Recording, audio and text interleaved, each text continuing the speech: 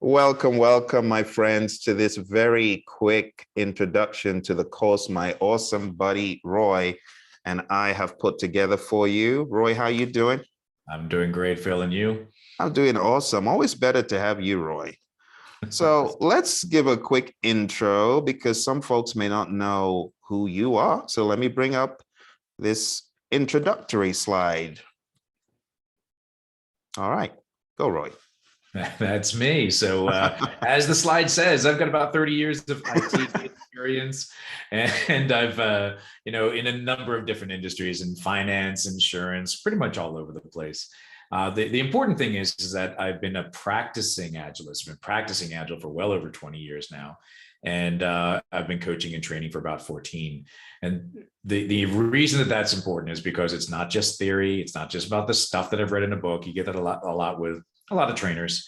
Not trying to put them down, but that's often what you tend to see. So what I like to bring to the table when I'm going through these sessions is the practical experience, the real world stories, the real world, real life kinds of examples of how things actually happen, not just what you read in a book.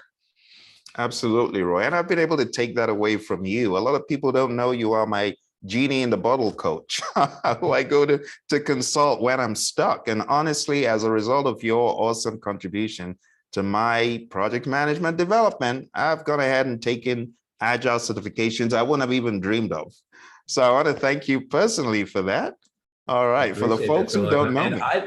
And I've also been so happy about your journey coming from the traditional approach, and you have just so greatly adopted the Agile practices to go with it. So thank you, Roy. Thank you. You gave me the Kool-Aid. I drank it. That's what happened.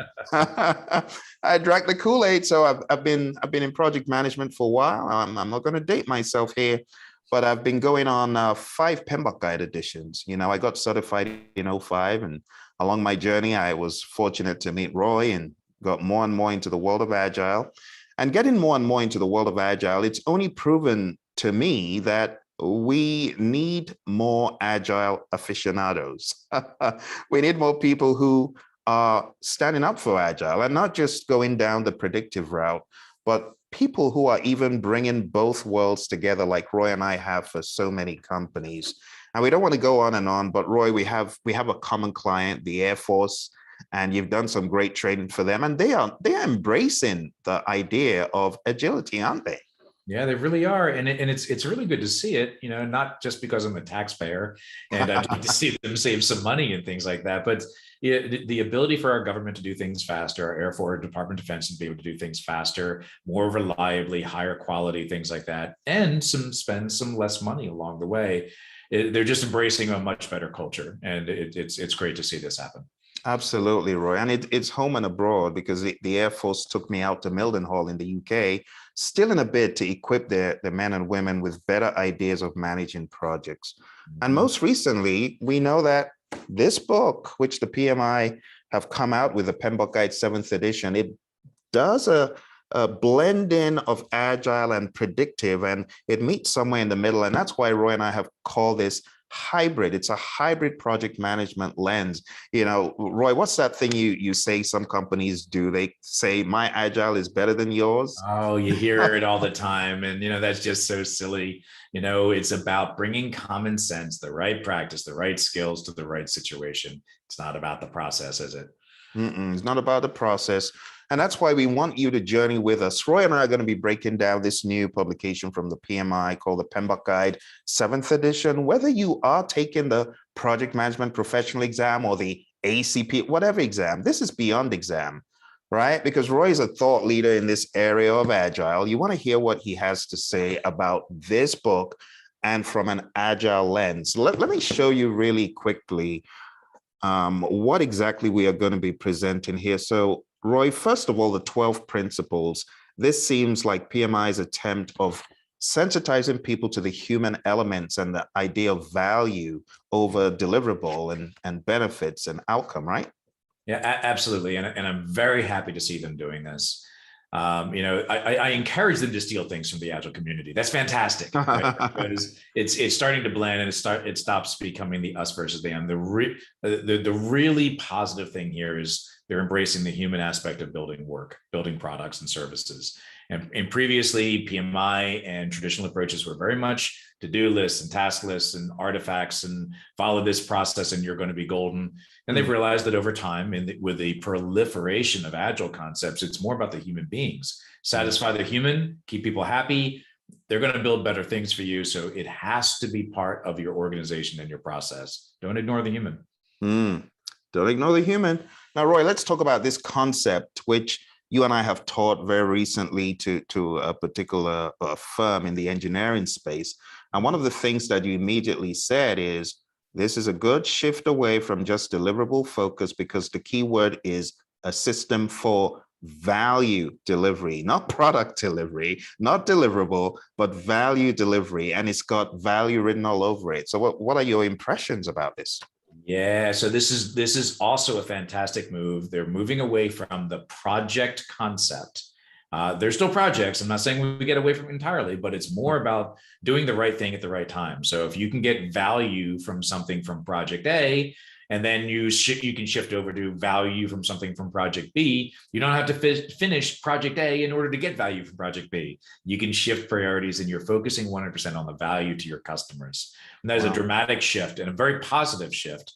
Think about it organizationally. If you're focusing on value rather than projects, your customers are going to be happy, your returns are going to be better, and your feedback is going to be better along the way. I love that, Roy. And, you've given us some really great definitions in the past. And, I want to bring up Roy's alphabet soup here. Some people wonder, what is Roy's alphabet soup? So I'm going to ask Roy to give us a breakdown of these. So we have MVP, we have MMP, and we have MMF. So Roy, people who are hearing about these acronyms are like, okay, how do I incorporate the idea about MMP and MVP into an image like this? So let's start with MVP. What does that mean? MVP stands for minimum viable product. And this could be a very foreign concept for folks that are used to the traditional approaches where you have to deliver everything in order to consider the work finished. Well, we take a different approach. MVP is the minimum amount of stuff you can produce. The goal always in an agile environment, and it should be for any environment, that you are focusing on the outcomes rather than the output. If you can deliver a viable product, a viable solution to make your customers happy with a very small amount of functionality, a very small amount of work, isn't that better than spending months and months or years and years producing everything you could possibly think of only to find out you have unhappy customers? Or worse, you've missed market opportunity, right? Now you've developed a whole bunch of stuff, spent a lot of money, and you've got nothing to show for it, right? None of that's good. Not good. Not good. What about MMP, number 2? And MMP is a similar construct, and most organizations get MVP and MMP a little bit confused. MVP is really to prove the viability of the product that you're trying to build or sell. MMP is the minimum set of functionality you can get away with to make it a marketable product. And they're very related, but different concepts. Most organizations just use MVP, and that's cool, right? It's the concept that we're trying to encourage rather than just the words. But MMP is the smallest amount of functionality. MVP is the viability of the product, that it is actually a viable product. You see, Roy, and I'm telling you, folks are going to learn a lot from this session at hybridprojectmanagement.com, because what I can attest to from training that I've been to with you and learned from with you is you go deep. He goes hard. He goes hard, people. He goes hard into this stuff that by the time you are done listening to him, you come away with a renewed understanding. Case in point, we had one of our students who's speaking to us tomorrow, Peter. He went through your training on our online system, Roy. And what he said is, yeah, I was already a CSM, already into the world of Agile, but listening to Roy, it helped me identify who I am even more from an Agile perspective. This is why I love talking to you about this stuff. All right, the last one, Roy, is MMF. What's that? MMF is minimum marketable feature. So another slight variation, again, alphabet soup, as you said, Phil, it's another variation of this. It's the smallest amount of feature or functionality that you can get away with to ship to your customers. You might want to consider it this way, that MMP is about perhaps your initial product offering.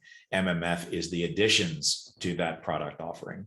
So it's just smaller chunks of functionality. Again, the emphasis, the same word in every single one of those acronyms is minimal. Right? The minimum amount of stuff that you can get away with to get some value out of it. And that's a key concept in an agile environment. Gotcha, Roy. All right. Well, before we round up, let's just very quickly show our friends what exactly we're going to be covering. Because I know folks are like, okay, are you just doing the 12 principles? No, Roy and I, we're going to be covering everything. We're going to be commenting on everything from the shift from the 6th to the 7th, standards plus, all that information. And then we're going to be going into every chapter, the introduction, the system for value delivery, which we just covered. And then we're going into part 2, which goes into beyond the principles, everything about structuring of the PMBOK guide, the relationship between the guide and the standard for project management, changes to the PMBOK guide, and these performance domains, which you might have heard me talk about in previous episodes, but we're talking about all of these domains. So we're not pulling any punches. This is going to be a 4-week program where we cover every single aspect. We're going to talk about tailoring. Roy's going to break down tailoring from an agile lens, from a hybrid lens for you, from a predictive lens. I'll jump in there and do that as well. And then we're going into the models, methods, and artifacts. And we're going to be teaching you how we can cope with the absence of so many artifacts in the world of Agile. Some people, they think Agile is a scam, Roy, because they're like, how can you only Utter do chaos. Yeah, how come you only have 2 or 3 artifacts, or however many you said you do? What's your answer to that, Roy? That's because that's all you need. It's just that simple. Why do more stuff than you need to do, right? Keep it easy. Absolutely. All right, my friends. Well, thank you, Roy. And you folks know what to do. It's hybridprojectmanagement.com. Roy and I look forward to seeing you. It's coming up soon, and there's a ridiculous offer going on right now. Don't want to miss it. So go there, sign up. We'll see you soon. From me, it's bye. And from Roy, Stay safe.